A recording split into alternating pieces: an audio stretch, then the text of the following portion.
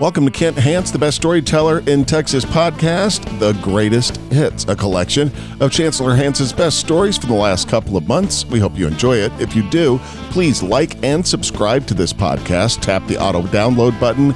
And if you don't mind, leave us a review. It would really help us to get it out to more people. Also, follow us on Instagram at Best Storyteller Podcast. Enjoy. I got invited in the early 90s. I'd been on Ways and Means Committee in Congress and been chairman of the Railroad Commission, so I was very familiar with the oil and gas industry. And I got invited to talk to Ken Lay, who was CEO and chairman of the board of Enron, one of the most successful companies in the world at the time, and it was hot. The stock was hot, and everybody was trying to get, buy some of their stock. And so I went down and visited with him. I went to Houston, and I drove down, and when I drove back, I called Trammell Crow, who's a real estate guy in Dallas, one of the wisest and smartest men I've ever known. And I called Trammell and told him that they'd talked to me about possibility of going on their board. And that it was a big company. They explained some things to me. They had other companies under them that were off-budget companies, which I didn't understand, and I didn't want to appear to be stupid, so I didn't ask a lot of questions about it. I asked about, he said he didn't know anything. I asked Trammell. He said, I don't know anything about that. He said, look, if you don't understand what they're doing, it's either crooked or you're not smart enough to do the deal.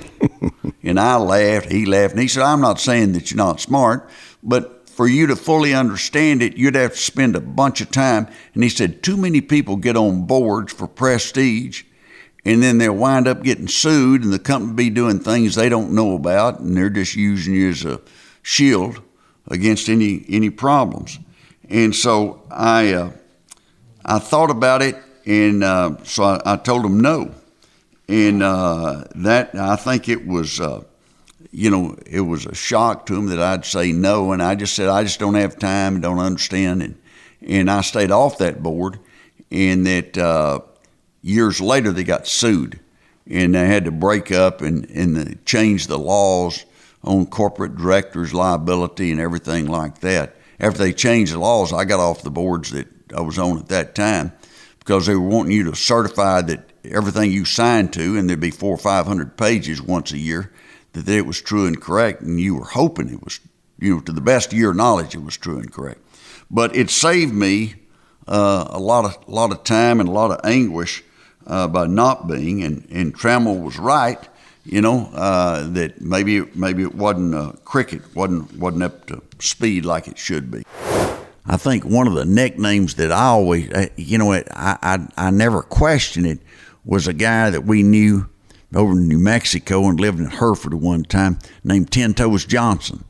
And one night I introduced Snake Adams to him, and Snake looked at him, he said, well, why do they call you Tintoes Johnson? He said, they got 10 toes.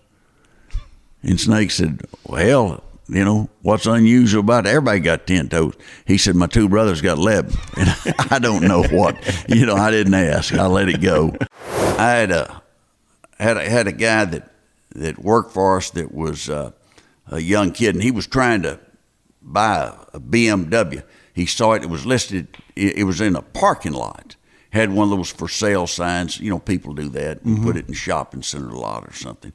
And so he called the guy and said the guy wanted $16,000, and he said that's too much, he couldn't. But the guy was rude to him, and obnoxious, and just cut him off and said, well, you're probably not old enough to afford a car like this and everything. And so he came in and told me, I said, well, let's see if we can't get it for 13 or something like that. And a lady in the office called out there and talked to the guy about it and offered him 14, and then he turned her down, and then somebody called and offered him, 13.5, and then somebody offered him 12 and 11, and finally this old boy called back and he bought it for 13. It just took a while to wear the guy down, and so he should have been aware that it might be a tag teaming him. But he shouldn't have been rude to the guy in the first place. There were 3 students. They were coming to class, and they had a flat driving back to Lubbock. They didn't make it. so they want to take the exam over. And so I had them put in different classes, different rooms, and had them fill out the exam. But I had one question on there: which tire was flat? And that's a good way to decipher who might be telling. They had that story in good shape until they looked at that question. They were like, "Oh no!" Oh, I bet they about died. Yeah.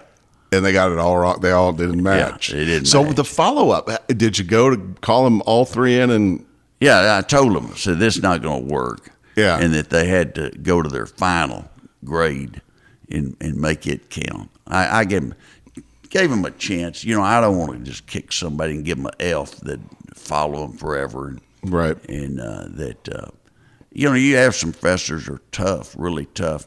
But I think the key is, did they learn something? I want, and they learn more on that one problem than they would have learned otherwise. Get your story straight. Yeah, get your story straight. If you don't be lying, but if you're gonna be lying, make sure that you at least organize your story. Which tire was flat? I think one of the funniest stories that I ever heard, that I know of, has to do with Dr. Denton Cooley, one of the great heart surgeons of all time. And he and Dr. DeBakey were not friends. They were enemies. And they were both in Houston. And it was always a race to see who had the best stats. But Cooley was involved as a witness in a lawsuit. And the lawyer asked him, said, Dr. Cooley, a lot of people say that you're the best heart surgeon in the world by far. And he said, yes, sir, I say that. And he said, well, are you saying that now? He said, yes, I'm saying I'm the best heart surgeon in the world. He said, isn't that a little braggadocious? And Dr. Cooley said, yes, but I'm under oath. Thank you for listening. If you enjoyed this, please like and subscribe to this podcast and follow us on Instagram @Best Storyteller Podcast.